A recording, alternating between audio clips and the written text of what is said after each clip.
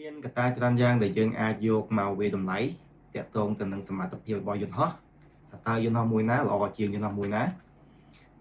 ក៏ប៉ុន្តែនៅថ្ងៃនេះខ្ញុំលើកយកតែកត្តាពីរយ៉ាងប៉ុណ្ណោះដែលពាក់ព័ន្ធទៅនឹងចលនាបត់បែនឬ aerodynamic របស់យន្តហោះដែលកត្តាទាំងពីរនោះគឺមានដូចជា wing loading ហើយនិង thrust to weight ratio របស់យន្តហោះនីមួយៗមុននឹងខ្ញុំធ្វើការបកស្រាយនៅកត្តាទាំងពីរនេះខ្ញុំក៏សូមណែនាំខ្លួនខ្ញុំបានបញ្ចប់ការសិក្សាផ្នែក Bachelor of Aeronautical Engineering ឬក៏វិស្វកម្មអាកាសចរណ៍មកពីសហរដ្ឋអាមេរិកមួយទៀតខ្ញុំមានបទពិសោធន៍ហោះហើរទៅលើឧទ្ធម្ភាគចក្រ Robinson R44 ហើយនឹងយន្តហោះមួយចំនួនដូចជាយន្តហោះ Cessna 172យន្តហោះ Sling ហើយនឹងយន្តហោះ Cirrus SR-72 ចឹងទី1គឺយើងនឹងនិយាយអំពី wing loading wing loading នេះគឺជាសមាមាត្ររវាងទម្ងន់របស់យន្តហោះចែកទៅនឹងផ្ទៃកន្លះស្លាបរបស់យន្តហោះដែលនៅក្នុងរូបមន្តនេះគឺយើងតាំងឲ្យ W ចែកនឹងផ្ទៃកន្លះស្លាប S ហើយទី2ទម្ងន់ដែលយើងយកមកចែកគឺមានពីរប្រភេទទី1គឺ gross weight ទី2គឺ maximum take off weight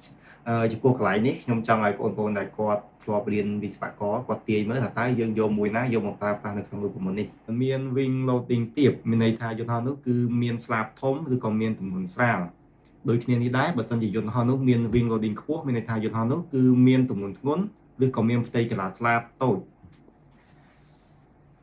ត្រង់ចំណុចនេះដែរអ្វីដែលខ្ញុំចង់បញ្ជាក់គឺខ្ញុំមិនទាន់បាននិយាយអំពីការប្រៀបធៀបពីយន្តហោះទេប៉ុន្តែនៅក្នុងនេះគឺខ្ញុំចង់មានន័យអំពីនៅពេលដែលអ្នកទាំងអស់គ្នា design យន្តហោះមានកត្តាមួយចំនួន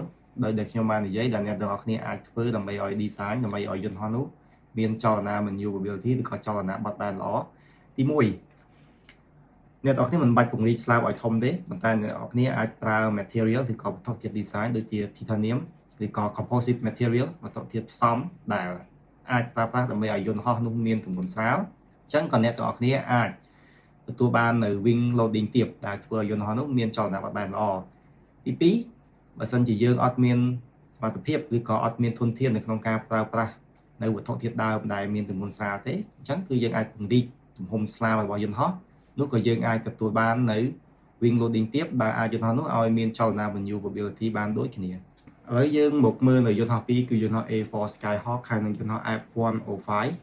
ដែលក្នុងយន្តហោះពីរនេះគឺយើងអាចប្រើប្រាស់នៅទិន្នន័យរបស់ wing loading នៃយន្តហោះទាំងពីរយកមកប្រៀបធៀបនៅចលនាបត់បែនរបស់យន្តហោះទាំងពីរបាន